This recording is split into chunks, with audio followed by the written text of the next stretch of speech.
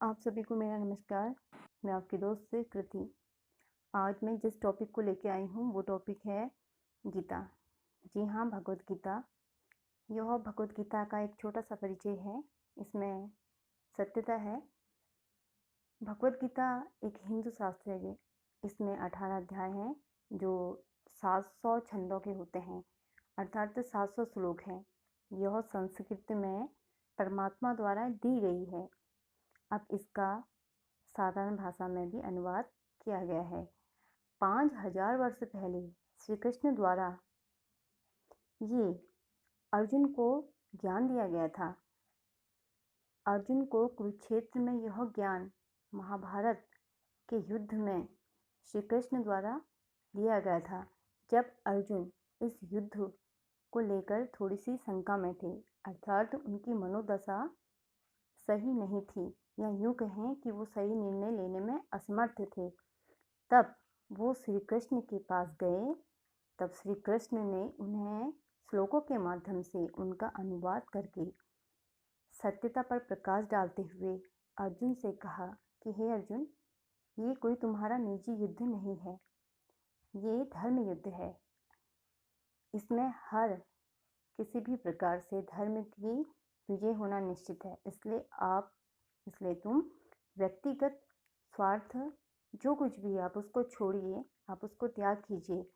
अभी तुम्हारा युद्ध करना बहुत ही आवश्यक है। इसलिए तुम्हारे लिए वर्तमान समय में युद्ध ही सर्वश्रेष्ठ है और तुम अपने कर्तव्य को करने से पीछे मत हटो। श्री कृष्ण की इन बातों को सुनकर अर्जुन युद्ध के लिए तैयार हुए और उन्होंने महाभारत का युद्ध लड़ा और उसमें विजय प्राप्त की। यह ग्रंथ महाभारत की एक घटना के रूप में प्राप्त होती है। इसका धर्म सनातन धर्म से है। इसके लेखक व्यास जी हैं। इसकी भाषा संस्कृत है। जी हाँ, वास्तविकता ये है कि गीता में जीवन जीने की कला है कि मानव को किस तरीके से जीवन जीना चाहिए। मानव की परिस्थितियाँ कभी ऊपर कभी नीचे हर प्रकार से डगमगाती रहती है। कभी आज खुश है तो कल दुखी है। वो किस कारण से हुई है, उस मनोदशा में उसे क्या करना चाहिए, क्या पाप है क्या पुण्य है, किसके लिए क्षमा है, किसके लिए दंड है, किसके लिए पुरस्कार है, इन सभी बातों का, इन सभी विषयों पर गीता में चर्चा की गई है। कहो तो ये एक मानवता का ग्रंथ है जिसमें मानवता और व्यक्तिगत समस्याओं का, व्यक्तिगत चरित्र का और व्यक्तिगत जो हम क्रियाकलाप करते हैं, क्या सही है क्या गलत है, पुण्य पाप, इन सभी का विवरण दिया गया है।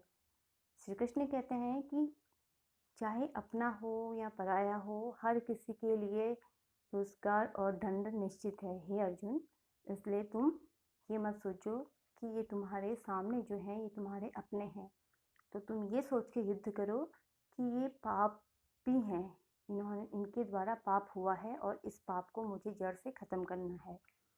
और आने वाले युग के लिए, आने वाली पीढ़ी के लिए एक नया मिसाल तैयार करो, ताकि आने वाला युग, आने वाला समय तुम्हें गर्व से तुम्हें याद करें और इस महाभारत के युद्ध को भी याद करें कि ये महाभारत किस कारण से हुआ था और इसका क्या परिणाम निकला। ये गीता का एक छोटा सा परिचय है। आपने इस परिचय को सुना, इसके लिए आपका बहुत बहुत धन्यवाद।